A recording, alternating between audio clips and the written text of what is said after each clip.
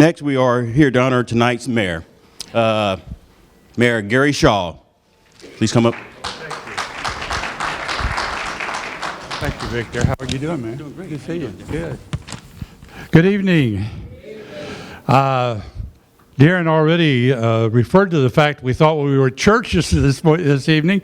I thought maybe I was back in Haiti or something with the band here, but it was just great. I'm glad to have a little part in this evening's service, and thank you. Whenever I see these many folks together, I always want to take up an offering. So anyway, it's good. I've had an opportunity to be at this event for several years. It's always a blessing to be here to represent our governor.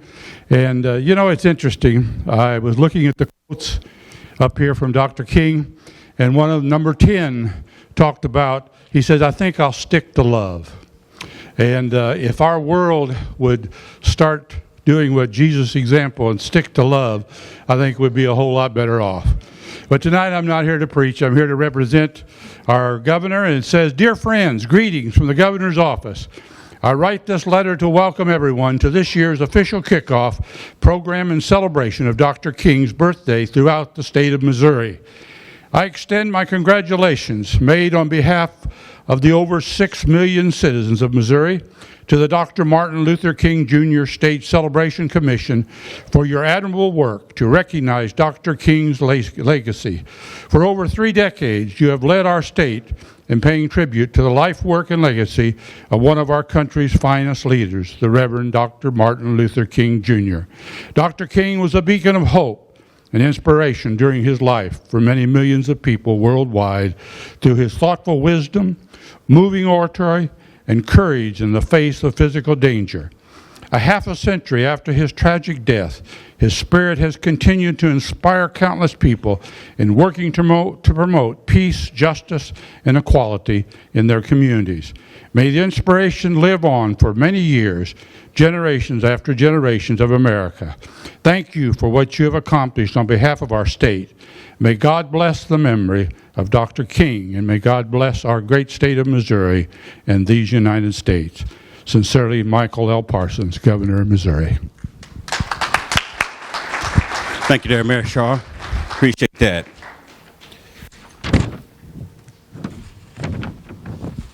Being that this is Reverend Dr. Martin Luther King was a religious leader, we're going to have Mr. Matthew McBirth from Ozark Christian College come up here and give us a prayer. Matthew. Also, Matthew, he's going to say a couple words after his prayer, so just stand by. Thank you.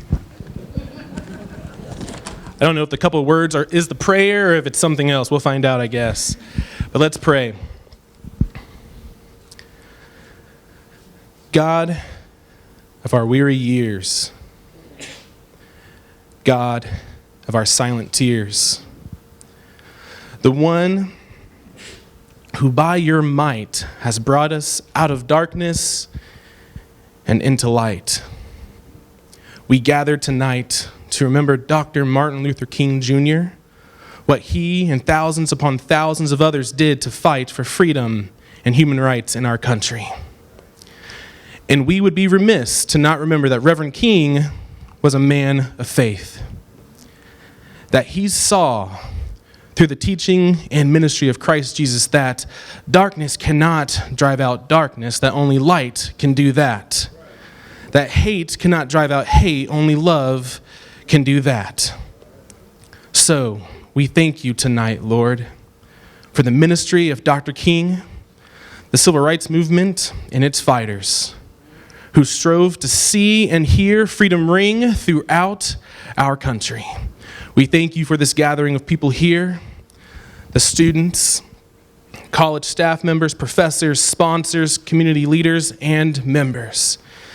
May this night be a time where unity is reflected, history is honored, and the future is paved for the better. May we lift our voice and sing till earth and heaven ring with the harmonies of liberty. Precious Lord, we love and thank you. In Jesus' name we pray. Amen. So I was asked to share a few words, and it will be a few words, I promise you that. Although I did go to Bible college, and sermons go a little bit long sometimes, but this is not a sermon, this is less than a sermon, this is a homily, or whatever you want to call it. So it won't be too long. But I was thinking, if someone came up to me and asked the question, Matthew, can you give me some resources so that I can learn more about Dr. King? I would say, well, of course. Here are a few sources I would refer to. One, I would say, how about you read a letter from a Birmingham jail where Dr. King writes about saying that when it comes to this fight for freedom, the hardest thing is not those who are of the KKK or of those who are of the white supremacist group, but it's with those who are indifferent to the issue. He said, the opposite of love is not hate. The opposite of love is indifference. It's not caring. So I tell you, hey, maybe read that, or maybe you're say, man, I'm a college student. I'm already reading a ton of stuff and writing a ton of stuff, or I'm working, 8 to 7. I don't have time to read. I'll tell you, hey, how about you go to YouTube, type in a few things, and just watch some of his speeches. Say, hey, how about you listen to the I Have a Dream speech, which is probably one of the greatest speeches of all time in our world and in our country. Or I would say, how about you listen to a speech right after the Birmingham campaign where he talks about our God is marching on. Or I would say, fast forward through his life, where he talks about being at the mountaintop and prophetically says, I don't know if I'm going to get there with you, but I've seen the promised land, and I know that somehow we will get there. But if you were to ask me 10 years ago, my family calls me Matt, back at home in Indiana. If you ask Matt 10 years ago, 16 years old, hey, can you give me some sources so I can learn more about Dr. King? I would say I only have 2 for you, okay? And it's none of those, all right? The first one is a movie. If you've heard of this before, you can say it, but it was called Our Friend Martin. Our Friend Martin. Elementary school, we watch this movie every year on Dr. King's Day, all right? And the movie was about these 2 friends, okay? Black and white friends, and they go to this museum of Dr. King's home, and they find this watch, and they're able to go back through time. And they are able to live in different moments of Dr. King's life, going through his childhood to his early adult to right before he dies. And instead of having him die, they actually take him and bring him back to their current time. And they say it's so much better than it was back in the 50s and 60s, Dr. King. But then they realize that because when you mess with time, it messes up everything, apparently. And so racism and segregation still existed. And so Dr. King said, this is not better. This is the same. And so they realized Dr. King had to go back. But this movie was exploring the thought, what if Dr. King was around today? I'll give you another source. If you don't know this, it's probably good. You probably shouldn't watch it, but hey, this was BC, before Christ, and so I watched it, so it's whatever. But it was the show called The Boondocks. The Boondocks. Oh, some people are snickering. Yes, you know, yes. The Boondocks. And if you're not snickering, you're a saint. That's good. Okay? But this show was about these 2 brothers, okay? And the show explored, what if when Dr. King got shot, he didn't actually die? What if he went into a coma, and then 40 years later, he awakes from the coma, and he's in our world? How would he react? It's really bad. Don't watch it. But the thought is this. What if Dr. King was around right now? What would he say? And so I want to ask that same question. What if Dr. King was here right now? Now, I'm only 26. when Dr. King died, I wasn't even thought of, like not even close. So I cannot say this is exactly what he would say, but I do think he would say this: continue to strive for unity. Continue to march for unity. And there are 2 points I want to give with this. 1, unity is not uniformity. Unity is not uniformity. It is not people who look the same, act the same, talk the same, dress the same, have the same political party that they want to talk about all the time, or the same political party that they want to talk bad about all the time. It's not those people gathering together and hanging out and singing songs. That's uniformity. No, unity is in the midst of diversity. It's when we have no business being with each other, but we're going to stick together. So I think Dr. King would say, continue to strive for unity, not uniformity. And the second point with this statement is that unity means caring for one another's problems. It means caring for one another's problems. It's when your issue becomes my issue. Dr. King said, injustice anywhere is a threat to justice everywhere.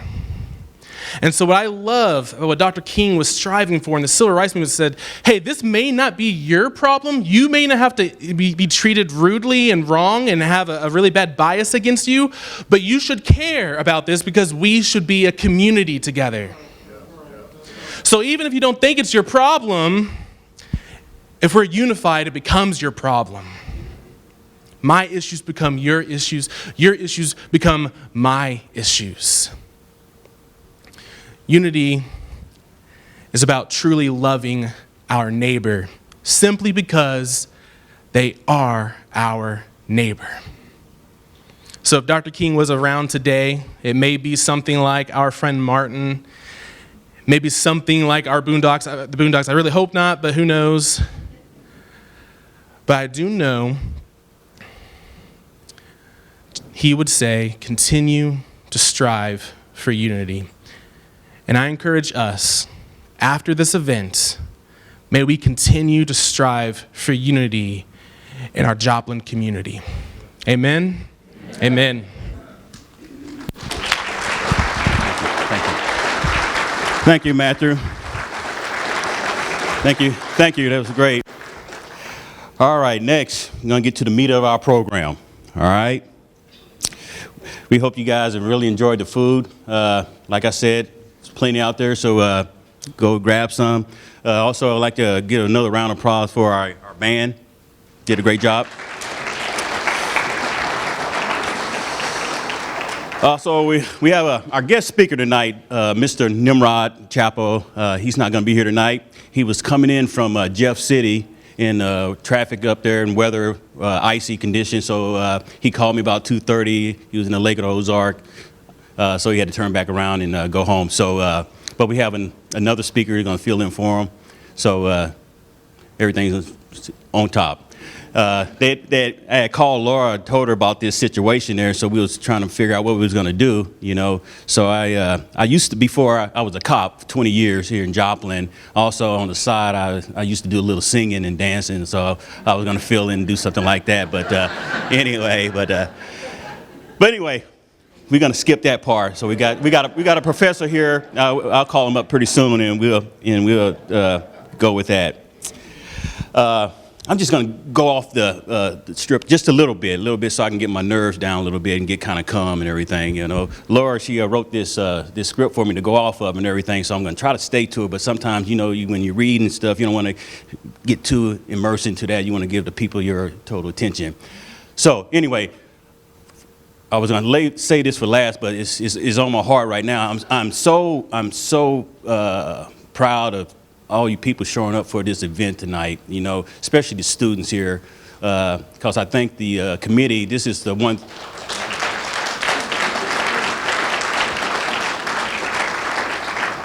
The committee was trying to get the students more involved in this event. And, you know, from years past, we had it in the morning breakfast. And since it was a holiday, and I was a student once, and if it was a holiday, I wasn't going to get up and go to some function, you know. So we said, let's try to switch it up. So I think this is the first time we're doing this, and turnout is, to me, it's great. So I think we probably do it again next year, you know. And also the community. Thank you guys for coming out and supporting this. Important in college for having this facility for us to put this on. So back to the program, everyone. All right. Okay, Dr. King, the Reverend Martin Dr. Luther King, had a passion for service to others. Because of that passion, the committee finds that it's only fitting to grant awards for service. I'm sorry, I missed something. I jumped ahead. Back up. We have a video we're going to show. It's about an 8 to 10 minute video. We're going to show the life of the Reverend Dr. Martin Luther King. So just sit back and relax. We have an opportunity to make America a better nation. And I want to thank God once more for allowing me to be here with you. You know, several years ago, I was in New York City autographing the first book that I had written. And while sitting there autographing books, a demented black woman came up. The only question I heard from her was, "Are you Martin Luther King?" And I was looking down writing, and I said, "Yes." The next minute, I felt something beating on my chest. Before I knew it, I had been stabbed by this demented woman. I was rushed to Harlem Hospital. It was a dark Saturday afternoon. That blade had gone through, and the x-rays revealed that the tip of the blade was on the edge of my aorta, the main artery. And once that's punctured, you're drowned in your own blood. That's the end of you. It came out in the New York Times the next morning that if I had merely sneezed, I would have died. Well, about 4 days later, they allowed me, after the operation, after my chest had been opened and the blade had been taken out, to move around in the wheelchair in the hospital. They allowed me to read some of the mail that came in, and from all over the states and the world, kind letters came in.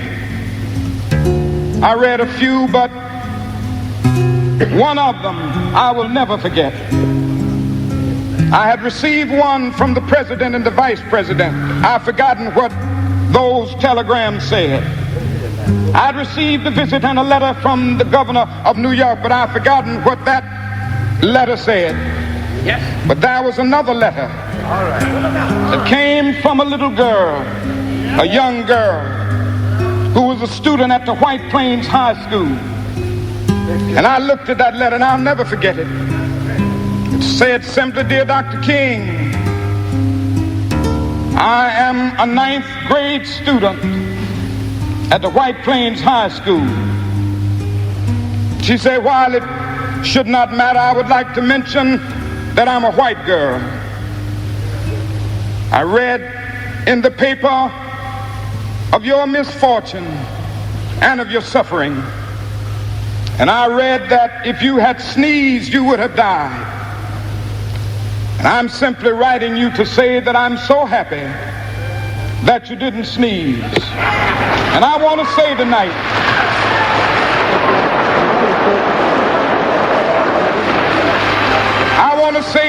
that I too am happy that I didn't sneeze, because if I had sneezed, I wouldn't have been around here in 1960, when students all over the South started sitting in at lunch counters. And I knew that as they were sitting in, they were really standing up for for the best in the American dream and taking the whole nation back to those great wells of democracy which were dug deep by the founding fathers in the Declaration of Independence and the Constitution. If I had sneezed, I wouldn't have been around here in 1961 when we decided to take a ride for freedom and ended segregation in interstate travel. If I had sneezed, I wouldn't have been around here in 1962 when Negroes in Albany, Georgia decided to straighten their backs up. And whenever men and women straighten their backs up, they are going somewhere, because a man can't ride your back unless it is bent. If I had sneezed,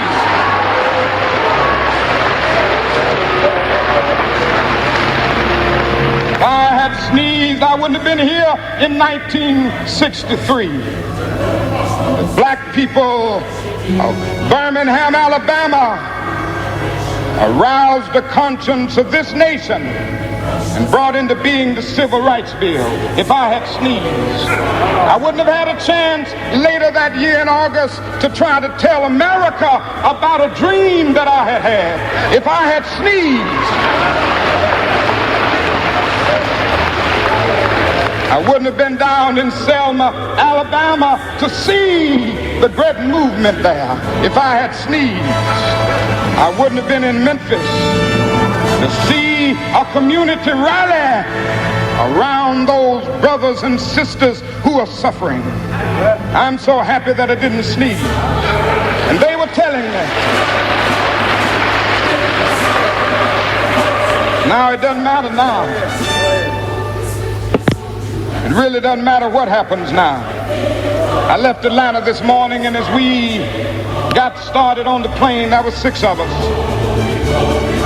The pilot said over the public address system, "We are sorry for the delay, but we have Dr. Martin Luther King on the plane, and to be sure that all of the bags were checked, and to be sure that nothing would be wrong on the plane, we had to check out everything carefully, and we've had the plane protected and guarded all night." And then I got into Memphis, and some began to say the threats, or talk about the threats that were out. What would happen to me from some of our sick white brothers? Well, I don't know what will happen now. We've got some difficult days ahead. But it really doesn't matter with me now, because I've been to the mountaintop. I don't mind. Like anybody, I would like to live a long life. Longevity has its place.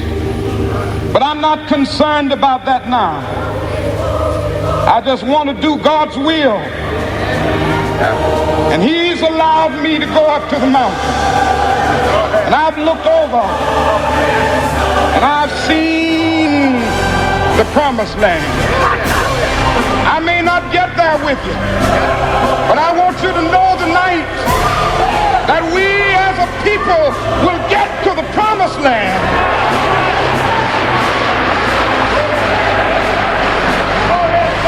So I'm happy tonight. I'm not worried about anything. I'm not fearing any man.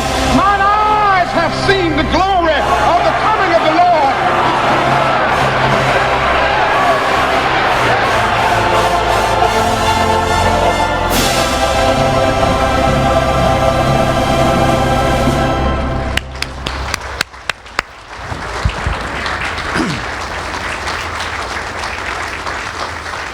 Wow.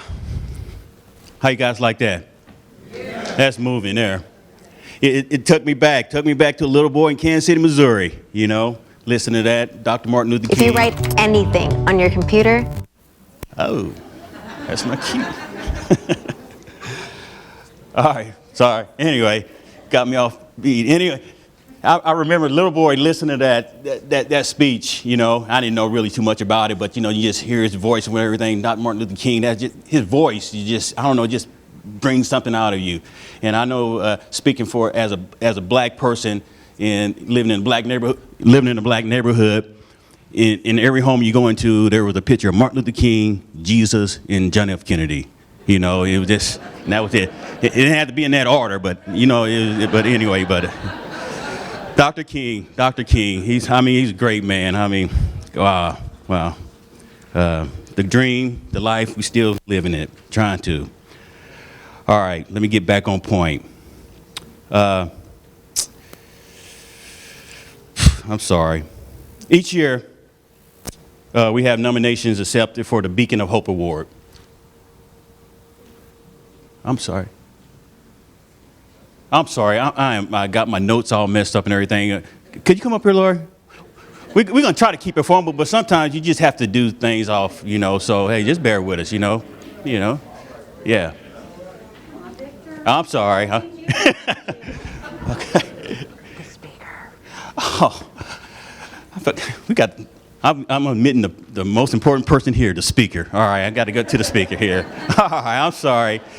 I had Mr. Chappell on my mind. I really wish you guys could have heard him speak. I met him several times. He was an excellent speaker, but in his place, we got someone who just up there with him. Also, he's homegrown. He's right here, teach here, professor at Missouri Southern, political science, Dr. Will.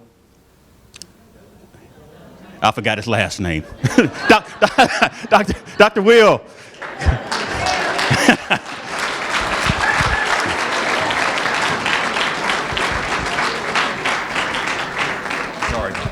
Not a problem. It's actually a difficult last name. So, well, I mean, I'm really glad that I got the opportunity and chance to kind of speak this evening. I have to admit, it was on short notice, but nevertheless, getting the opportunity to speak, especially about Martin Luther King, I think is a real humbling experience. So today, or this evening, what I'd like to do is kind of maybe emphasize three key ideas. The first of which we've seen and kind of spoken about a little bit, the moral commitments, or moral commitment that seems to be at heart, right, in King's thought.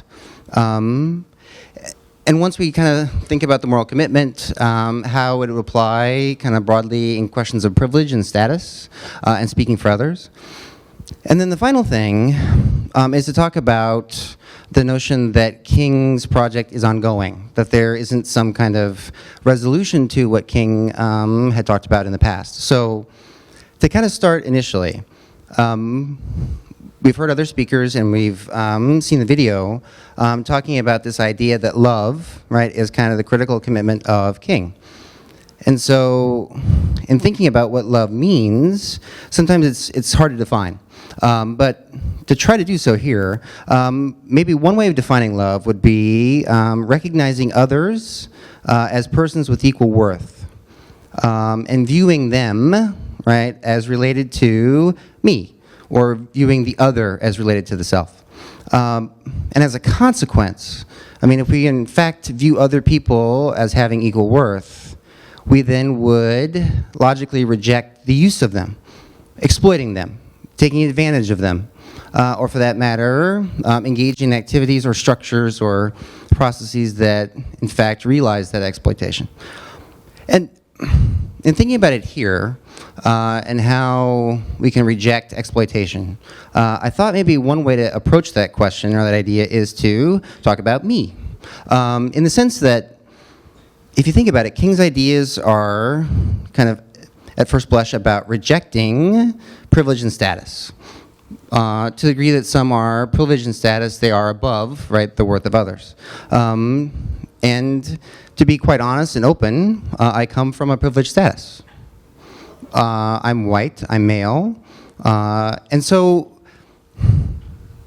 the question that kind of made me think in respect to, or with respect to King's idea of love, is there a way for me to speak this evening about the oppressed, about, right, systems of exploitation, without reinforcing my privilege, with trying to be radical in that sense and showing equal worth to others? And so, in thinking about that question, I kind of answered yes, or at least tentatively.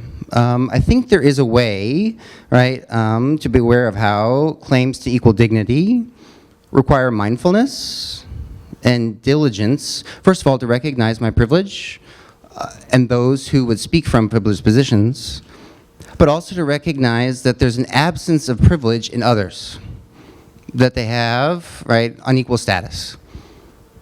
And so what that kind of leads me to kind of conclude or think through is the ongoing project of King, which would be, if I want to be mindful of my own status, to recognize the equal worth and value of others, then I have to be committed to not only peace, but a meaningful one.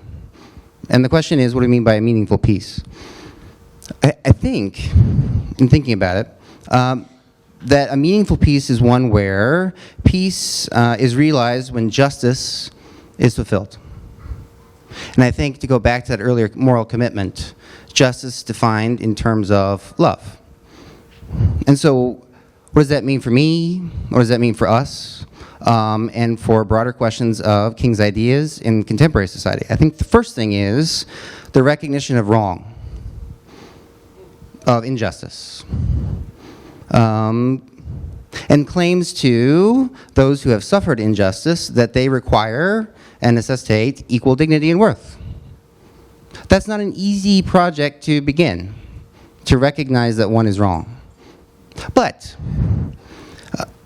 I think if we can at least address wrong from a perspective, again, treating other people of equal worth, then we can begin kind of the next stage, which is addressing injustice.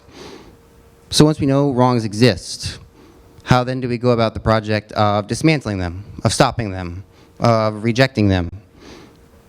And this is not just about our individual action, although that's critical. And I don't want to, suggest that it's not important. But to think more broadly, right, about structural problems, structural injustices, and how we go about taking, those apart and thinking through them. And so if we can do that, if we can recognize that we're wrong, or there are sources of wrong in society, we can begin that process of addressing injustice.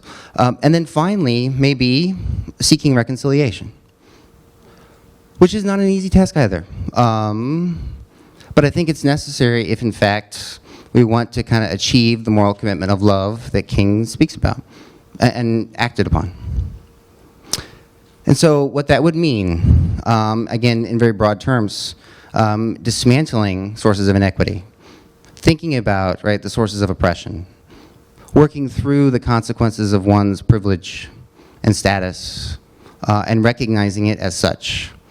Having important discussions, both interpersonally but societal-wide, about what status gives us, and how we can go about that process of addressing it. And so, if we were to get to stage 3, and I'm not sure King specifies it in this way, so, but it's one way of thinking about it. If we could get to stage 3, then we could conceivably end privilege, you end status, and you replace a world based in love. And I know the conclusion sounds very simple, maybe simplistic for some ears, but I think it's a conclusion that King, were he to be here, would at least initially find plausible. And I think if it's plausible, then it's something that we can try to pursue. So I think for me, and I only speak for me, a world defined by love, where status is recognized, challenged, and replaced with, right, an additional commitment to love to the other, is one worth living. And I think it's one that King would tentatively accept. So thank you this evening for letting me speak.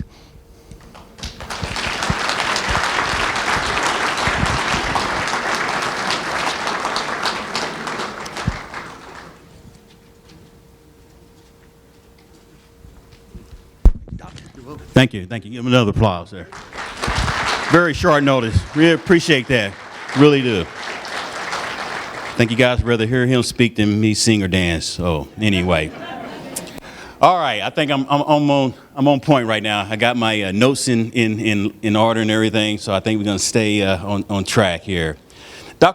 As I said before, Dr. King had a very strong passion for service. man, I got to remember to keep this up, okay? Because of that passion, the committee finds it only fitting to grant awards for service. Each year, nominations are accepted for the Beacon of Hope Awards. The award is granted to an individual, student, and also to students, groups, or clubs. This award is granted in Dr. Al Kade's honor. Dr. Al Kade, the man, the myth, the legend, all right? I know a lot of you people know Dr. Kade. I knew him personally. Dr. Kade was from Kansas City. He went to Southwest High School. He was a stud back then, and he's a stud here. So, I miss that guy. I mean, Dr. Kade was one of the nicest persons you would ever meet. He was so cool. You know that? Everything about him just cool, laid back. Great guy. Anyway, he was a prime example of service to others, and he is greatly missed around here. We are honored to have his wife here, Miss Dorothy Kade, to help with the award and representation, and she's going to represent her husband, Dr. Kade. Ms. Kade, would you please come forward with Mr. Fullerton?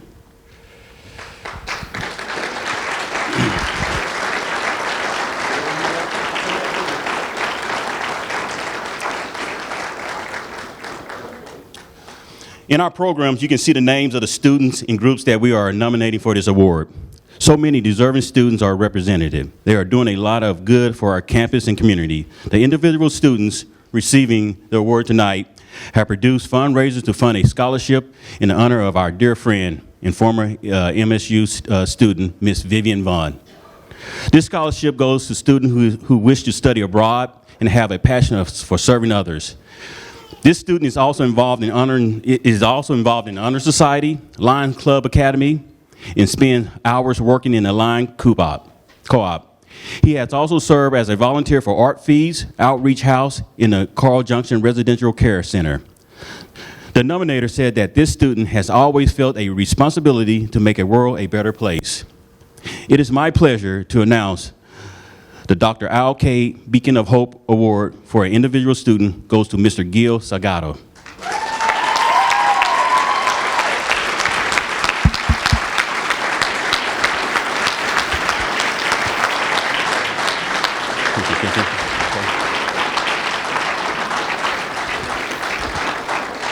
Would it work?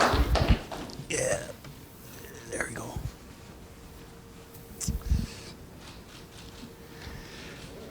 right. Got pictures?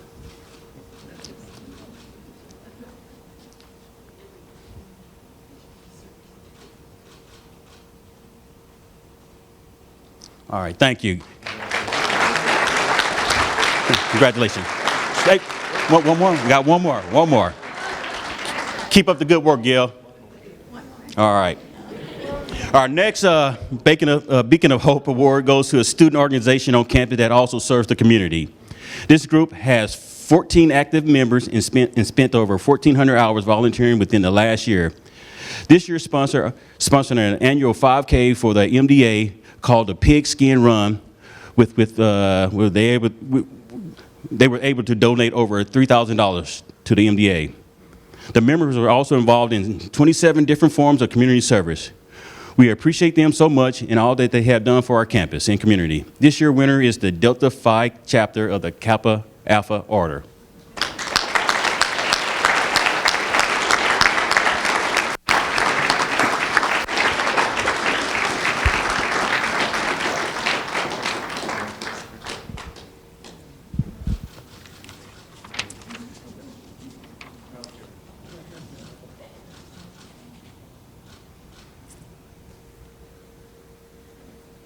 Thank you. All right. Thank you, guys. Thank you.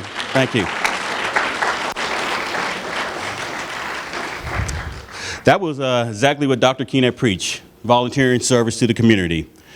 I know that many of you in the community have served in different and various capacities.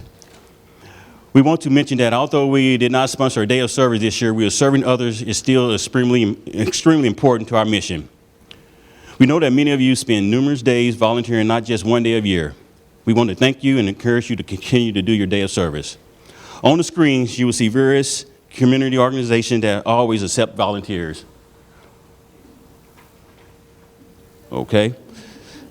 Even if it's just for 1 hour a month, you can make a huge difference in somebody's life. It is best that is the best way that we can truly honor Dr. Martin Luther King. As we close this evening, the Diversity and Inclusion Committee would like to acknowledge the generous donation from our past sponsors. You can see them on the screen.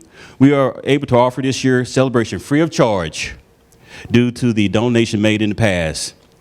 If you are a member of one of these sponsors, would you please stand so that we can recognize you?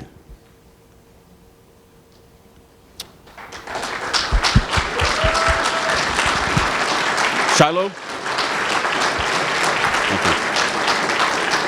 Thank you. Thank you. Appreciate it. We also like to tell our sponsors not to get too comfortable. I know this year was free, but next year we're going to be coming begging for money, all right? So I mean, the economy is great, as they say, so hey, we're going to come get some of that money from you, all right? But seriously, thank you very much. I mean, we couldn't do it without you guys. I mean, any donation helps and goes a long way.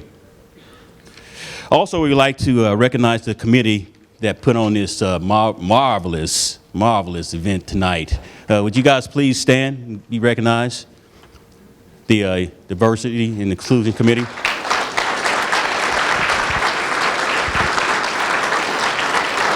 Thank you. Thank you, guys. I'm also a member of that committee, so I'm already standing. So anyway,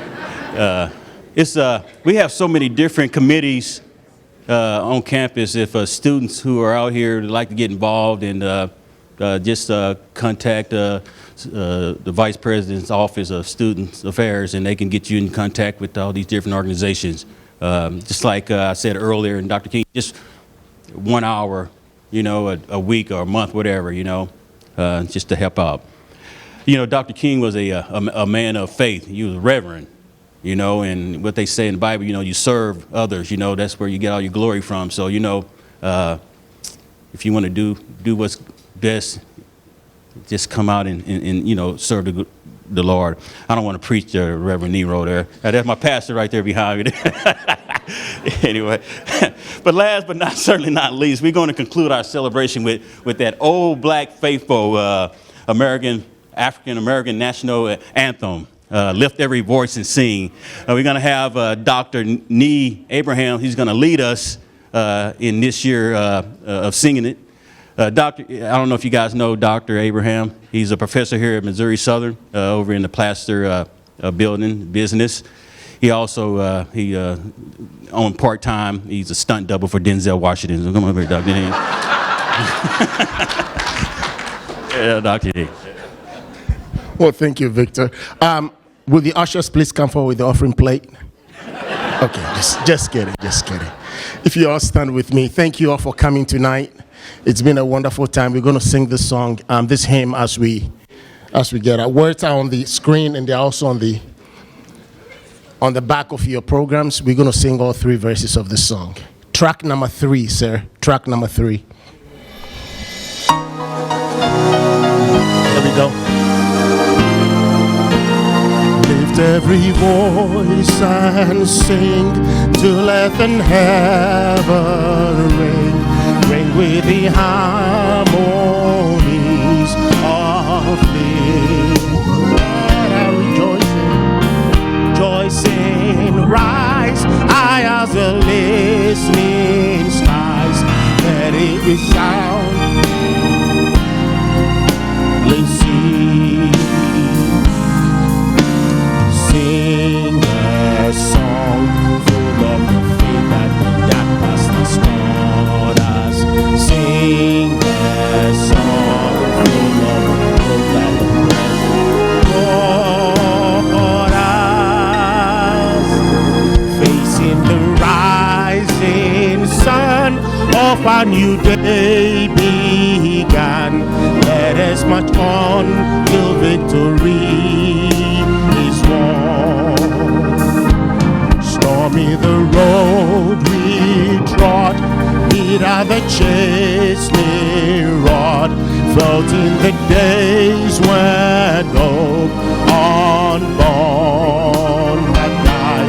Yet with a steady beat, have not our weary feet the place for which our Father sighed.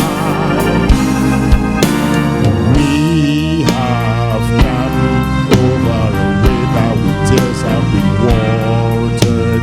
We have come treading up to the blood slaughtered.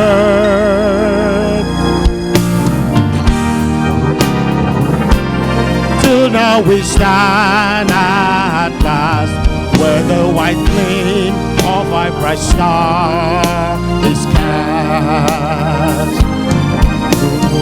Baby, thou who hast brought us